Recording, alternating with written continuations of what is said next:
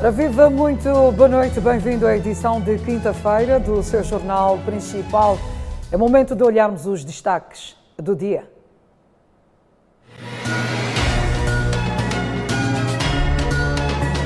Presidente da República assume que após o fim da trégua concedida à junta militar, não emitiu novas orientações para as FDS e repudia ataques armados.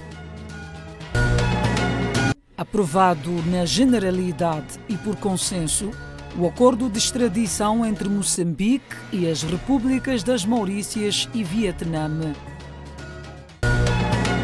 Candidato democrata Joe Biden mais próximo da vitória e o republicano Donald Trump contesta a contagem de votos em 4 estados.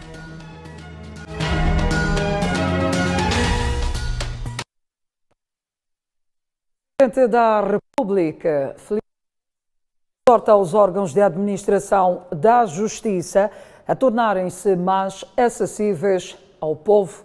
O Presidente falava hoje na celebração do Dia da Legalidade. O país celebra no mês de novembro o Dia da Legalidade, uma efeméride que lembra o 5 de novembro de 1981, quando o primeiro Presidente da República de Moçambique, Samora Moisés Machel, dirigiu-se à nação, apontando os problemas do setor e formas de organização e atuação dos órgãos de administração da Justiça. E este ano o discurso não esteve distante do proferido há 39 anos, porém, desta vez com um novo protagonista. Muitas vezes, o que desgasta a imagem das instituições não são as decisões tomadas. O que perturba o cidadão é o desconhecimento da lei, o tempo necessário para a tomada de decisão, a linguagem nela usada e o mecanismo para dá-la a conhecer aos interessados. Conscientes destas fragilidades, usemos este momento de introspeção para definir os caminhos mais rápidos para aprimorar estes aspectos e aproximarmos-nos daqueles a quem juramos servir, o povo. Na mesma ocasião, o Presidente da República exigiu aos órgãos de administração da Justiça especial atenção sobre a devastação do meio ambiente. Cara família da Justiça, hoje as ameaças à nossa segurança e integridade como país são várias e dinâmicas. Uma das ameaças mais prementes é a devastação do meio ambiente, através do garimpo ilegal, poluição de rios, desmatamento de florestas nativas, abate de espécies protegidas da nossa fauna, entre outras. Acompanharmos a dinâmica dessas ameaças, analisarmos criteriosamente as melhores formas de as enfrentarmos, é uma tarefa perene e cabe a todos. Outro fenômeno que inquieta o Presidente da República é a onda de raptos que tem abalado o país. As lacunas a que me referi anteriormente permitiram a sua saída em liberdade. O mesmo pode-se dizer em relação aos sequestros e raptos que há cerca de uma década apoquentam o nosso povo e muito em particular a comunidade empresarial.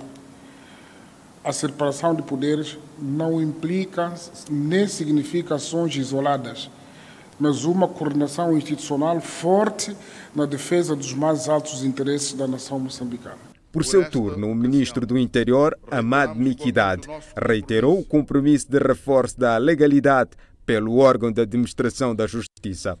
Por esta ocasião, reiteramos igualmente o nosso compromisso de mais fazer para o contínuo crescimento do nosso sistema de justiça, almejando contribuir para a consolidação do Estado de Direito e promoção dos direitos humanos e da cidadania no nosso país, em consonância com o lema por nós escolhido para as celebrações: Sistema de Administração da Justiça, pelo reforço da legalidade e promoção dos direitos humanos e da cidadania.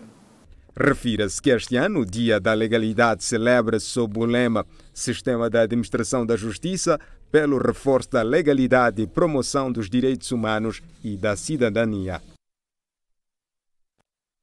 Ainda esta feira, o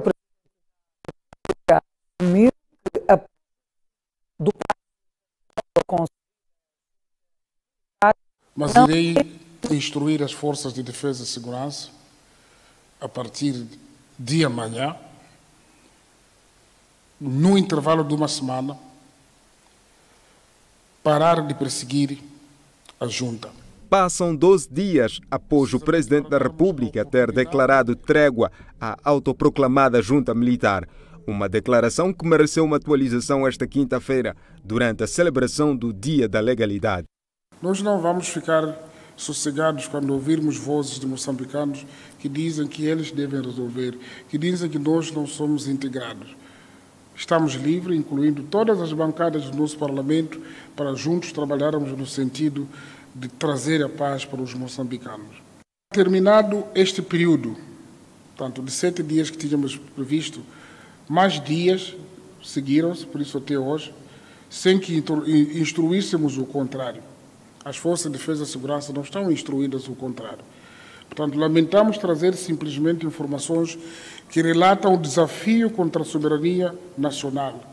E essa é a vossa responsabilidade. Quem desafia a soberania é exatamente a pessoa que deve ser responsabilizada. Filipe Nunes repudiou igualmente a falta de colaboração dos diversos setores para a efetivação da paz no país. Pois digo, no dia 26 de outubro, registrou-se um ataque sem vítimas humanas na zona de Zove, posto administrativo de Muxungo, distrito de Xibabava, contra a transportadora Sicalami. No dia 29 de outubro, no limite entre o distrito de Xibabava e Machanga, na Estrada Nacional número 1, mais um ataque contra a transportadora Ragi Investment, tendo ferido com gravidade um passageiro. No mesmo dia, na Estrada Nacional número 1, na zona de Matenga, no distrito de Nhamatanda, mais um ataque da autoproclamada Junta Militar de Renamo contra o autocarro Nagi Investment sem vítimas humanas. E no dia 3 de novembro de 2020, de novo na zona de Izove, na Estrada Nacional número 1, protagonizaram um ataque contra um caminhão da empresa JJR Construções com danos humanos. Como podem ver, há uma ausência total de colaboração para que haja paz em Moçambique, acompanhada de alguns pronunciamentos extra-junta que podem encorajar esses atos. Na mesma ocasião, o presidente equacionou o uso da força para defender os interesses do povo. Trabalharemos com os comandos das Forças de Defesa e Segurança para melhor entender e definir linhas de orientação dentro do nosso princípio de que só com o diálogo, os moçambicanos poderão alcançar a paz definitiva. Aqui chamamos a atenção especial e acompanhamento pleno das ações que pretendem retardar o normal funcionamento do país. Refiro-me a vós, família da Justiça, da Administração da Justiça, cada um na sua frente. Mas sobre isso voltaremos a falar, porque nós não gostaríamos de embarcarmos para a força, mas se for necessário em defesa do povo, do cidadão, dos recursos deste país, cumpriremos o que a lei manda. E não o que nós queremos, mas o que a lei manda. Refira-se que, desde o anúncio da trégua pelo Presidente da República, já registaram-se 4 ataques armados no centro do país. Esta é então a notícia na qual o Presidente da República assume que, após o fim do prazo da trégua concedida à Junta Militar, não emitiu novas orientações, neste caso para as FDS, e repudia os ataques armados no centro do país. O mundo está ansioso para saber quem será o futuro presidente dos Estados Unidos. Ana Maria já está bem posicionada para nos trazer, mais uma vez, a análise em torno das sondagens das eleições norte-americanas. Boa noite, Ana Maria.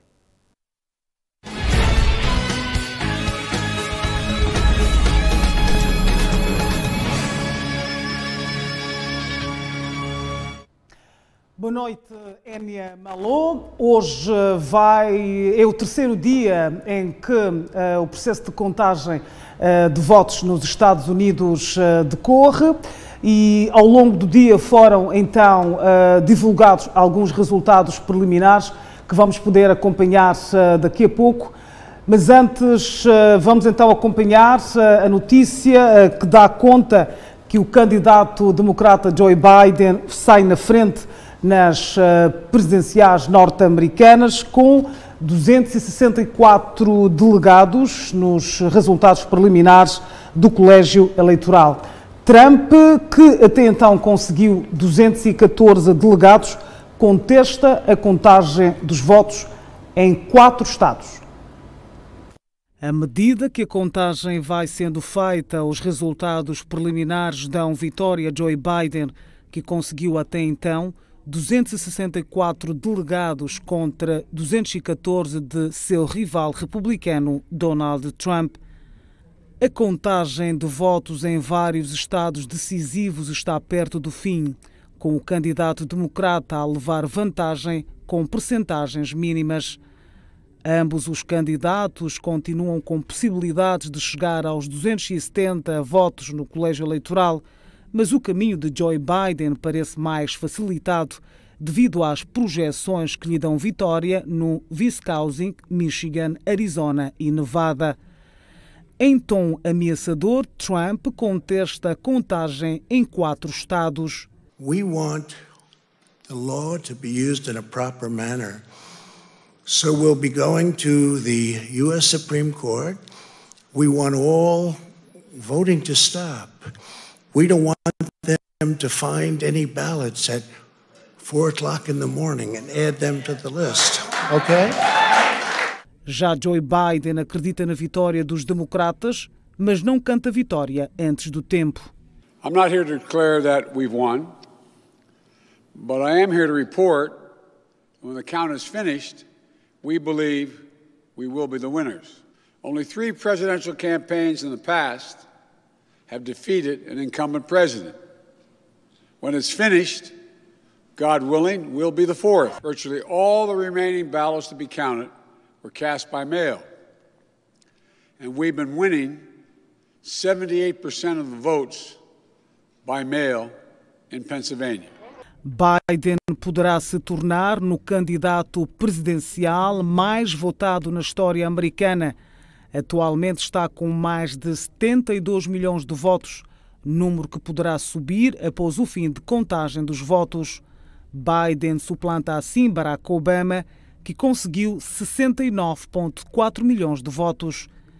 Nos Estados Unidos, o voto popular não elege diretamente o presidente, mas sim delegados ou eleitores do Comitê Estadual de cada partido em cada estado. 538 membros compõem o colégio eleitoral e um candidato precisa de 270 votos eleitorais para vencer às presidenciais. Nos próximos dias, a ver vamos quem será o novo inquilino da Casa Branca. O assessor jurídico de Donald Trump pede interrupção da contagem de votos por, alegadamente, não terem acesso à fiscalização. Já Eric Trump, filho do presidente Donald Trump, reclama vitória na Pensilvânia. Decorre o processo de contagem dos votos por correspondência. A margem da contagem e com Trump atrás de Joe Biden no número de delegados do colégio eleitoral, o assessor jurídico de Donald Trump pediu a interrupção da contagem dos votos em alguns estados, como o Wisconsin, por alegadamente o Partido Republicano não ter acesso à fiscalização. We went before a Democrat judge. No need to tell you what the result in Philadelphia is if you're before a Democrat judge. Not a single Republican has been able to look at any one of these mail ballots. They could be from Mars, as far as we're concerned, or they could be from the Democratic National Committee. Joe Biden could have voted 50 times, as far as we know, or 5,000 times.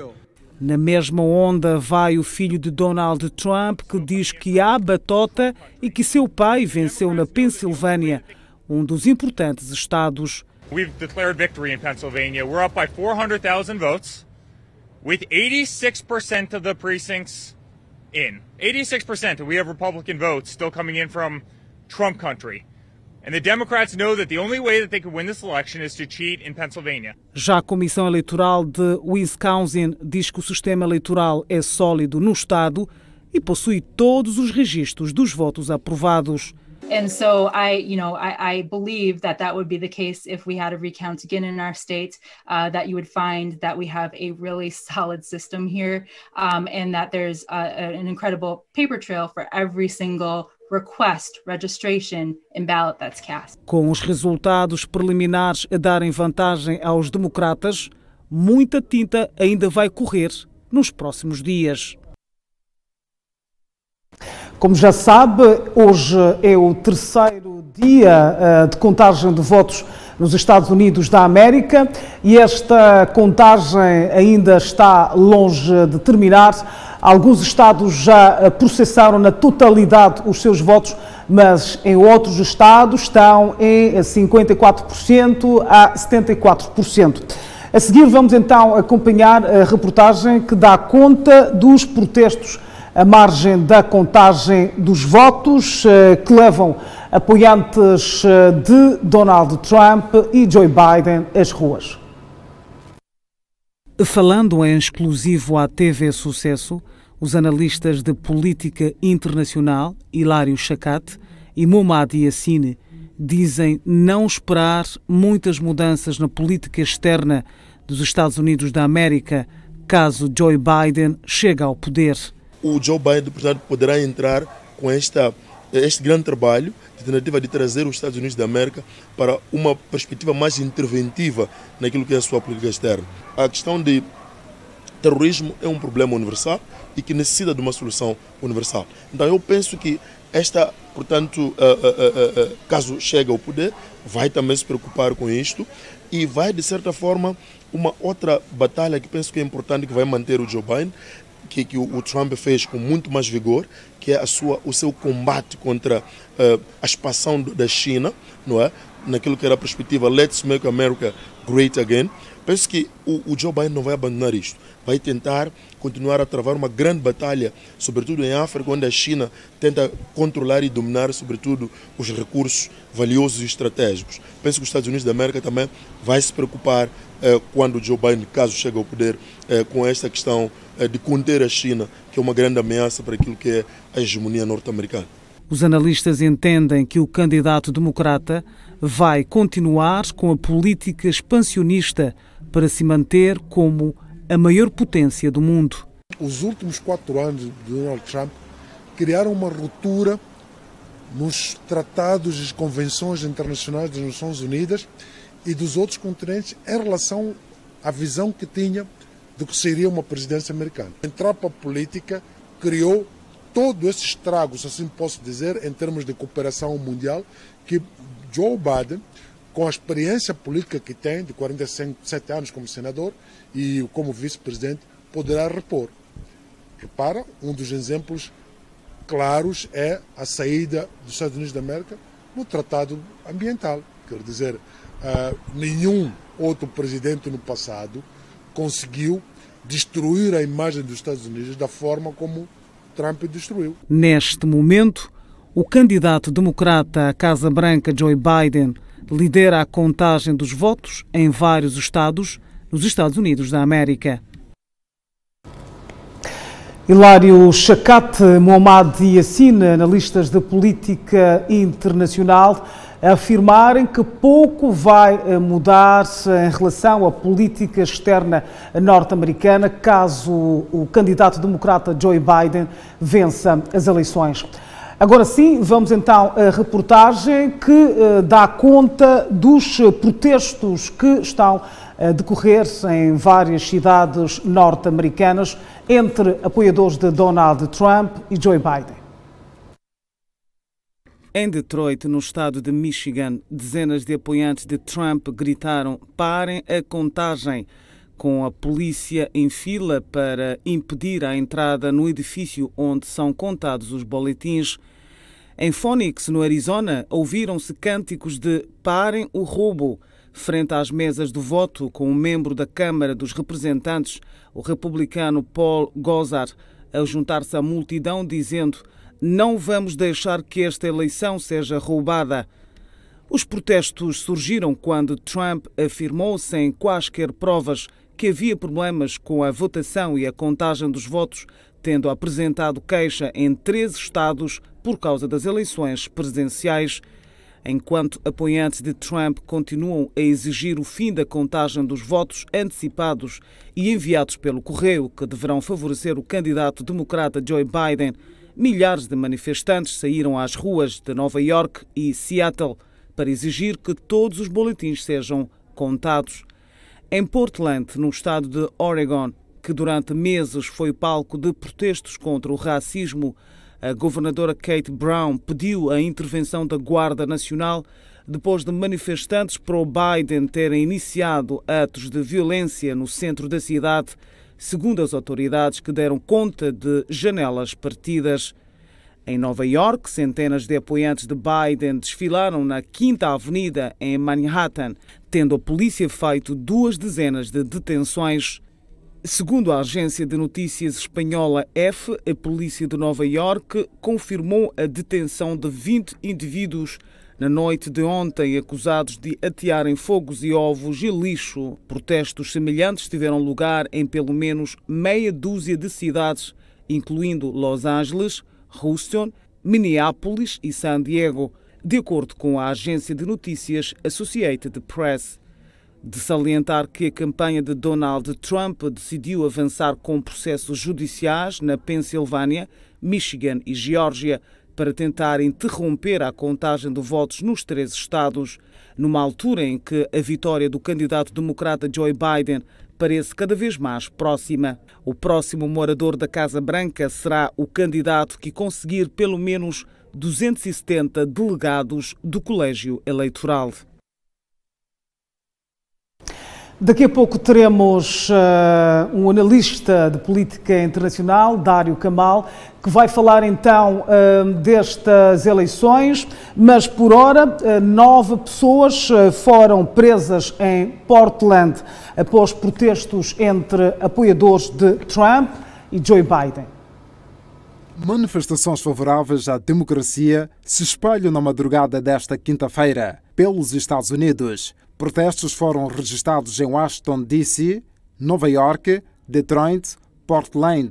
Na capital de Oregon, os manifestantes entraram em confronto com a polícia, que usou gás lacrimogéneo para dispersar a multidão. Os protestos denunciam as tentativas do presidente Donald Trump de travar a contagem em estados decisivos. O presidente americano acusava a votação de ter sido fraudada. Em Portland, reduto dos protestos contra o racismo e a violência policial, as manifestações se tornaram violentas e a Guarda Nacional foi acionada. Os polícias usaram gás lacrimogéneo para dispersar a multidão e 9 pessoas foram detidas. Questionados sobre as medidas de segurança implementadas pelas autoridades e o medo das empresas do centro da cidade de que o protesto leve a saques, manifestantes insistiram que a manifestação é pacífica. O comissário da polícia de Nova York advertiu terça-feira que haveria tolerância zero por parte dos agentes para possíveis motins na cidade após o fechamento das urnas e com a chegada dos primeiros resultados. A seguir vamos acompanhar como é que está então o processo de votação e vamos também ter daqui a pouco os resultados preliminares que dão, portanto, vitória a Joe Biden, o candidato democrata. Como podem ver na imagem, Joe Biden está neste momento com 264 delegados e o candidato republicano Donald Trump está com 214 delegados do colégio eleitoral.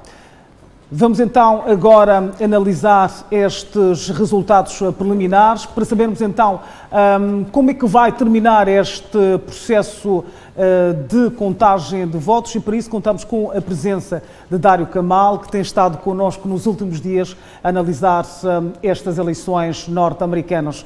Boa noite, Dário Camal, obrigada mais uma vez por estar aqui. Hoje, portanto, Joe Biden aparece na frente nestas eleições.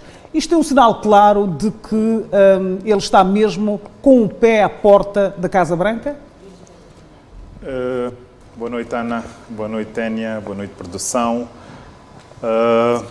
Ontem o Joe Biden também já vinha com vantagem à noite. Trump tinha vantagem de dia, à noite o cenário mudou e agora, à medida que nos aproximamos à reta final, vai-se confirmando aquilo que já prognosticávamos há algum tempo, que era relativamente aos votos pelo correio, que em média 70% desses votos dão vantagem a Joe Biden.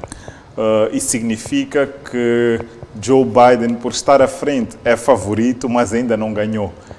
Isto é uma corrida maratona, não é uma corrida de 100 metros, portanto, o resultado vai ser decidido in extremis, como a gente diz, mesmo a tangente, apesar de parecer 264, 214, dá a impressão que o jogo está arrumado, mas não é assim. A matemática para este jogo e as eleições anteriores e várias outras eleições que já tivemos nos Estados Unidos demonstram que ainda é possível uma vitória de Donald Trump.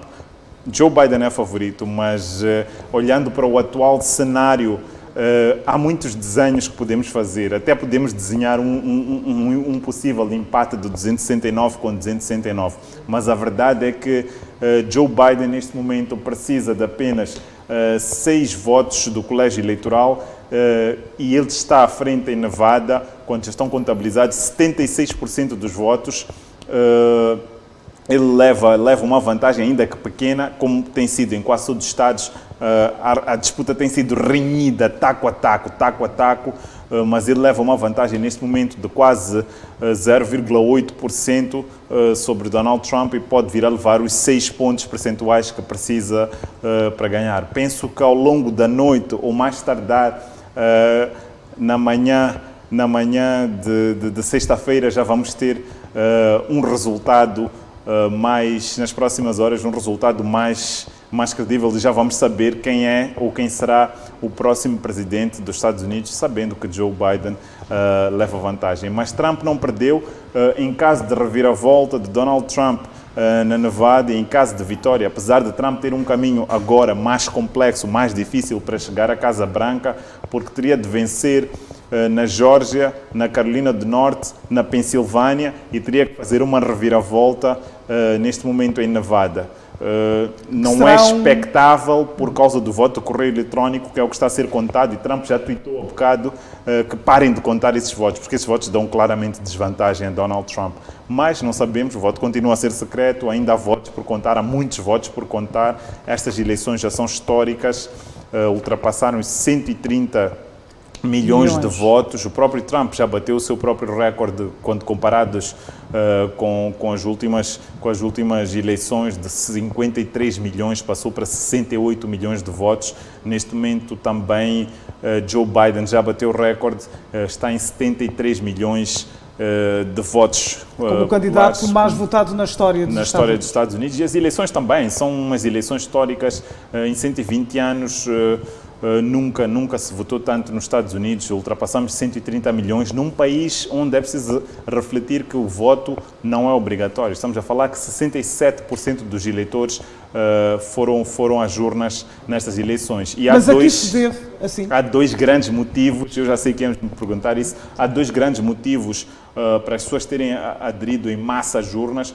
Um é a polarização económica, que é o que mais normalmente interessa, e outro é por causa da pandemia do Covid-19, relativamente aos Estados Unidos, continua a ser o país mais afetado, com mais mortes e com mais gente infectada. Na verdade, eu acredito muito que estas eleições são um cartão vermelho à forma como Donald Trump reagiu reagiu à crise da pandemia e a situação económica posterior que foi afetada, obviamente, pela pandemia. Exato. Mas como é que analisa, então, voltando à questão do Trump, que faz ameaças, agora apareceu o assessor jurídico de Donald Trump, que pede, então, exige que as contagens sejam paradas, porque isto, portanto, está a dar vantagens a Joe Biden.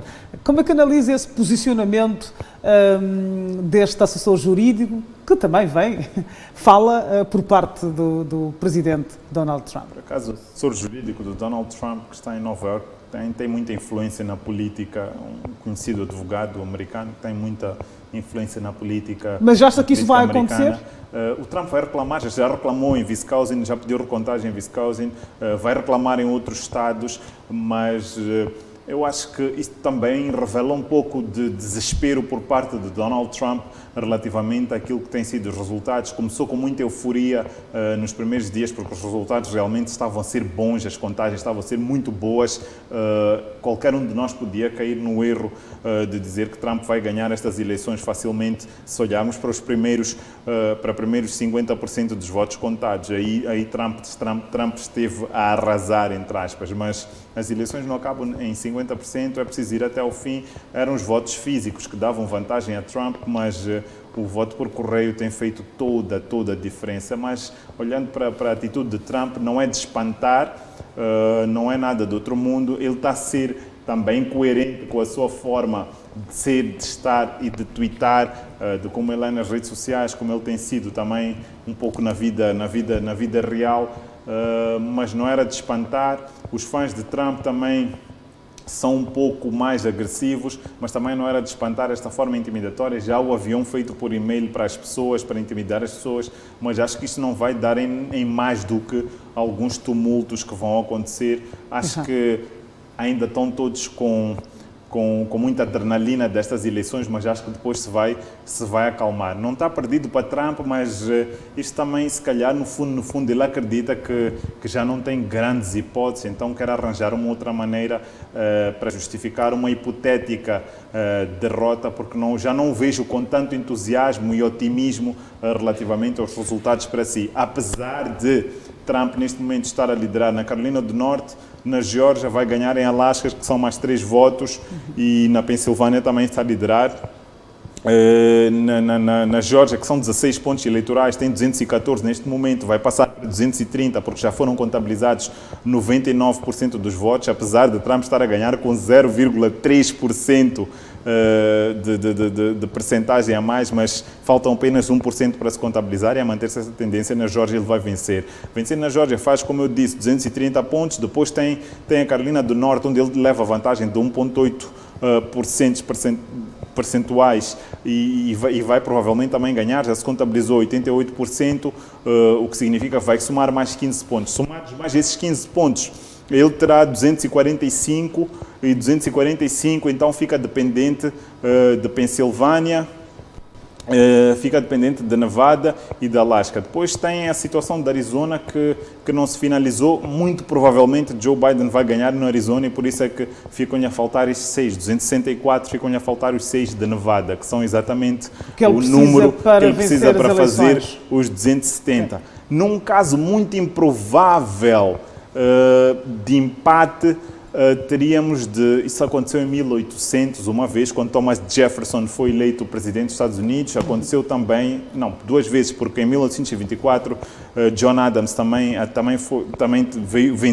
ganhou as eleições, foi eleito presidente depois do empate. O que acontece em caso de empate nas eleições americanas? Em caso de empate, é a Câmara dos Representantes, com os seus 435 deputados, que decidem quem vai ser o presidente. E quem vai ser o presidente é decidido pelo Senado.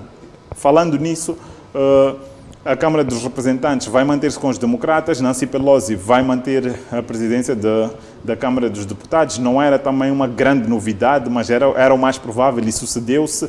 E para o Senado, os republicanos também vão manter. Tem neste momento 2 votos a mais. Apenas um senador ainda está em está em processo de contagem, mas também vai dar vantagem aos republicanos, mas a maioria do Senado é com 51%. Neste momento há 2 assentos que estão com outros partidos que não republicanos e democratas. Depois tem 46% vai para os democratas e neste momento 48 votos, 48 senadores para os republicanos.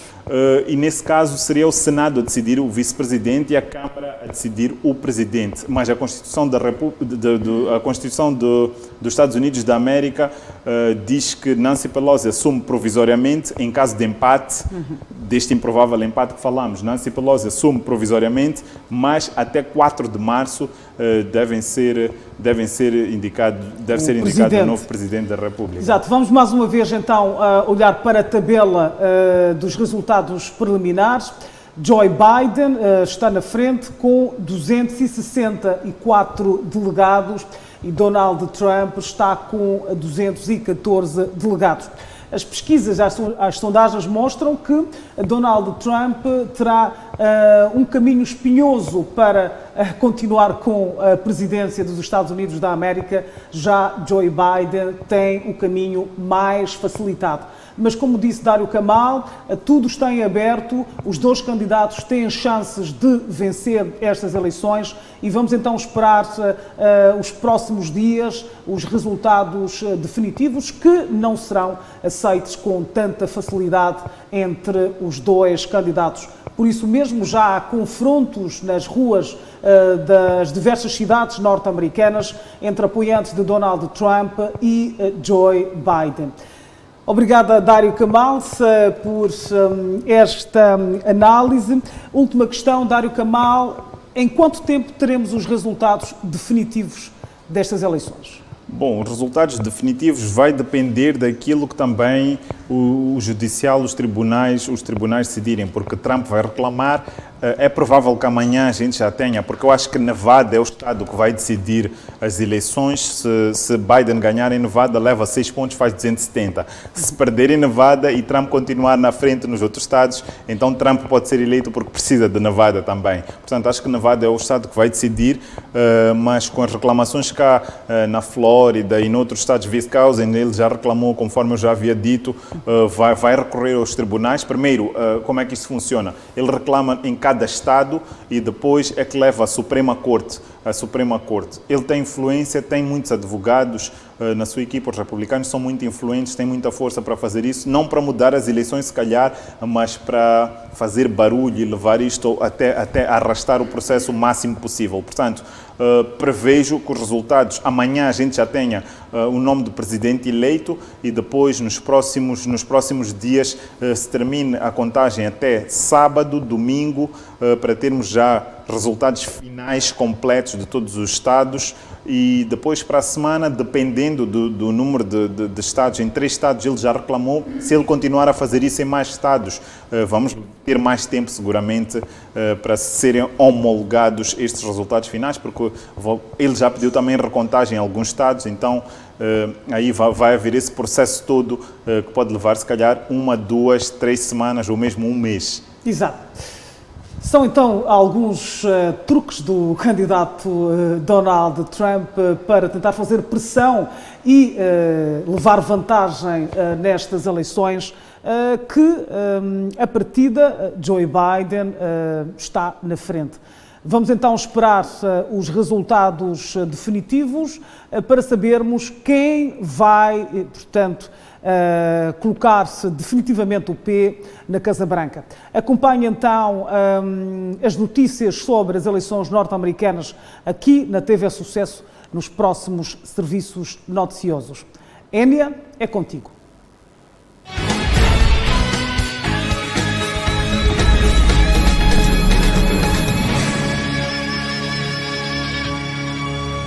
Pois é, Ana Maria, Joe Biden é o favorito neste momento, mas de realçar que ainda não é o presidente eleito. Olhamos as notícias nacionais, onde o jornalista e ativista social Salomão Moiana afirma que ataques armados em Cabo Delgado são originados por forças internacionais e com capital poderoso. Falando esta quinta-feira, no âmbito de debates sobre a lei dos partidos políticos no país, Salomão Moyane revelou que os constantes ataques terroristas protagonizados em Cabo Delgado são provocados por forças externas fortes com o intuito de desestabilizar o país. Os terroristas é uma agressão externa, movida a partir de fora, para desestabilizar o país. Isso é uma agressão internacional. Na sequência, Moyane alertou que a guerra não pode ser travada por jovens recém-formados devido à inexperiência destes. Esta é uma organização internacional extremamente forte, com dinheiro, com meios, com armas pesadas. E tudo isso tu não podes combater mandando jovens que treinaram 6 meses aqui em Munguine, depois mandas para lá, outros treinaram aqui também em Maluano, e depois manda para lá como elementos da FIR. Esses não vão conseguir, esses não estão em condições de combater eficazmente o terrorismo. Questionado sobre as possíveis soluções para se estancar os ataques terroristas em Cabo Delgado, o ativista retorquiu que o país precisa mobilizar forças externas capazes de combater o terrorismo. É urgente a mobilização internacional de forças capazes de ajudar a travar e a financiar o país para aguentar este combate contra o terrorismo. Por sua vez, reagindo também sobre os ataques terroristas, o cientista político Zito Pedro disse que os conflitos retraem o investimento externo. Se nós fazermos uma análise econômica e profunda, poderemos perceber que houve um pequeno recuo do investimento por conta do conflito, não só em Cabo Delgado. Se nós nos recordarmos, quando tínhamos um conflito no centro do país, havia ali também uma pequena tendência de recuo de financiamento. Por quê? Porque, óbvio, os financiadores dificilmente vão investir num lugar onde há incerteza. Recorde-se que os ataques terroristas acontecem numa altura em que as forças de defesa e segurança têm estado a combatê-los. De volta às notícias no seu jornal principal, aprovada na generalidade e por consenso a revisão da Lei 9/2002, de 12 de fevereiro, que cria o Sistema de Administração Financeira do Estado. Uma sessão que começou com a intervenção da Ministra da Justiça, Assuntos Constitucionais e Religiosos, Helena Kida, que falou da relevância deste quadro normativo na cooperação entre os dois Estados. A presente proposta de resolução vem materializar o compromisso do Governo no reforço da cooperação internacional e bilateral na base da Constituição da República de Moçambique, no Estado de Direito, na Carta das Nações Unidas e nos princípios que regem o direito internacional. O fenómeno de globalização traz desafios aos Estados, dada a crescente movimentação de pessoas, bens, serviços, informações, capitais e de transferência de tecnologias. Com este movimento, assiste à ocorrência de fenómenos criminais, assumindo uma dimensão transnacional, passando a ocorrer nos espaços físicos que ultrapassam as fronteiras dos Estados. Nharongo Moringa, da Frelimo, diz que o acordo de extradição vai facilitar a investigação dos crimes conexos entre os dois Estados. A minha bancada da Frelimo, é pela apreciação positiva deste acordo, porque é oportuno e salvaguarda o direito de ser julgado e condenado no seu país de origem e do Estado ter sob sua responsabilidade e controle ao cidadão, facilitando a investigação e esclarecimento de crimes conexos. Encorajamos o Governo a ratificar mais acordos com outros países do mundo, com vista a continuar a contribuir no combate ao crime transnacional. Já Leopoldo Ernesto, da Renamo, alinha no mesmo diapasão, embora manifeste-se preocupado sobre a escassez de informação em torno do perfil dos criminosos a cumprir pena no Vietnã. É pena que possivelmente a diplomacia e o sigilo acorrentem à boca dos nossos governantes, incluindo a senhora ministra aqui presente, para não nos dizerem quantos prisioneiros moçambicanos estão nas cadeias em Vietnã e vice-versa, mesmo sem tipificar os crimes de que são acusados. José Manuel, do MDM, espera que este acordo não seja uma carta branca para apadrinhar esquemas ilícitos da minoria no poder. Esses acordos não podem ser balão de oxigênio, onde o extraditado chegado ao nosso país possa passear com padrinhos políticos. Assim, o MDM, o meu partido, considera o instrumento em análise como parte de estratégia para recuperar a imagem perdida por conta da famosa dívida oculta, contraída sem vergonha com o intuito de acumular riqueza individual, prejudicando o povo que tanto precisa. Apesar das divergências, a pertinência do acordo falou mais alto e o martelo do consenso soou. Registre-se que foi por consenso.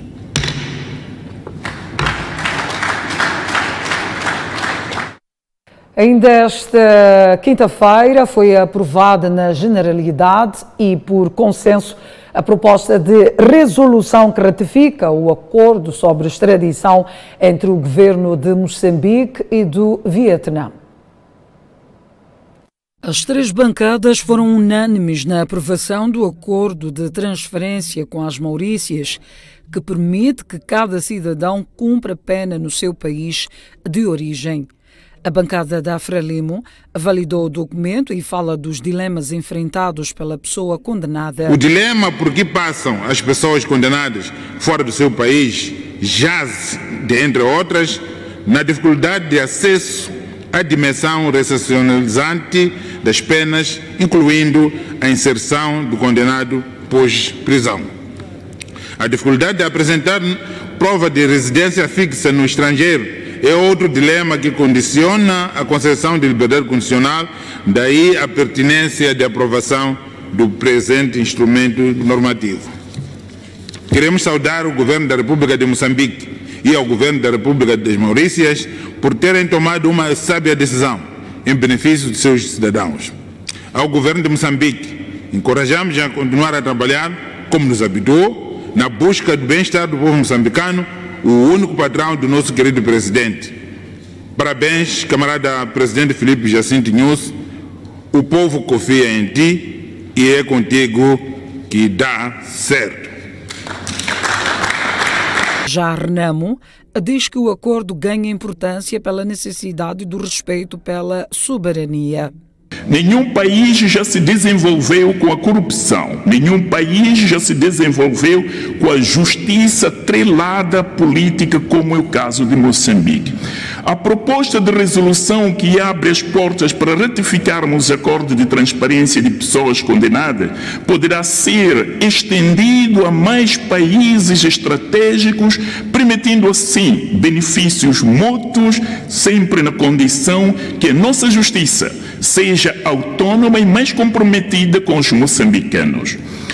A República das Maurícias, esta pequena nação insular que dista 2.000 quilômetros e com pouco mais de 1.300.000 habitantes, pode jogar um papel importante na luta do mundo do crime.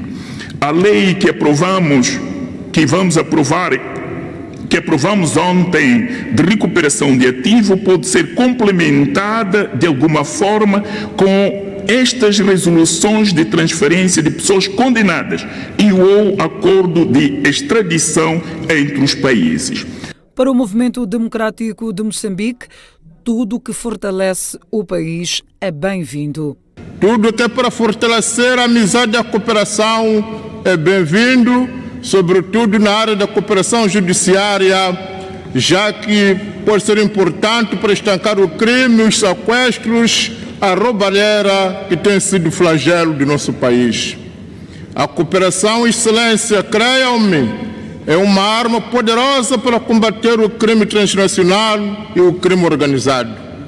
Assim, o MDM, a bancada do povo, o partido do campeão da boa governação, David Pebo Simango, vai viabilizar esse instrumento que acredita poder abrir caminho para um verdadeiro controle ao crime e dilapidação dos recursos públicos. Ainda nesta quinta-feira, o Parlamento aprovou na generalidade o acordo que ratifica a transferência de condenados com a República Socialista do Vietnã. Enquanto isso, partidos da oposição denunciam incumprimento da lei dos partidos. Na ocasião, a RENAMO e o Movimento Democrático de Moçambique exigiram a aplicação uniforme da legislação para todos os partidos. Falando durante o evento da reflexão sobre a Lei número 7/91 de 23 de janeiro, que regula o funcionamento dos partidos políticos no país, os principais partidos da oposição não deixaram de manifestar a sua indignação sobre os desafios enfrentados. Simon Makuiane, representando a RENAMO, referiu que o seu partido tem sido alvo de discriminação, uma vez que não tem usufruído dos mesmos direitos que o partido no poder. O que tem acontecido efetivamente é que esta lei dos partidos políticos nunca é respeitada, porque os partidos políticos não têm os mesmos direitos. Aqui há uma discriminação, há uma forma de fazer respeitar esta lei não igualitária. Por um lado, existem zonas do nosso país onde a oposição não pode cumprir o seu manifesto livremente. Já Renato Mulenga, do Movimento Democrático de Moçambique, exige que a lei dos partidos seja cumprida e aponta que o seu partido tem sofrido perseguições no decurso das suas atividades. Nós, como MDM, defendemos que esta lei precisa de ser explorada um pouco mais, que façam com que o Estado cumpra com o que está legislado, que façam com que, por exemplo, quando nós vamos a eleições, os partidos vão em pé de igualdade. Por seu turno, Pedro Guilis, que falava em representação do Partido Frelimo, afirmou que todos os partidos devem estar organizados internamente. O grande desafio está mesmo na capacidade de organização interna e naquilo que nós tivermos, nos casos em que tivermos partidos pequenos, esses têm o seu espaço de participação, que é aquilo que se tem chamado comumente de força dos partidos fracos. Lembre-se que estes são os principais partidos a nível nacional com representação na Assembleia da República. Obrigada a si pela companhia. Voltamos a cruzar caminho amanhã, à mesma hora. Bom descanso.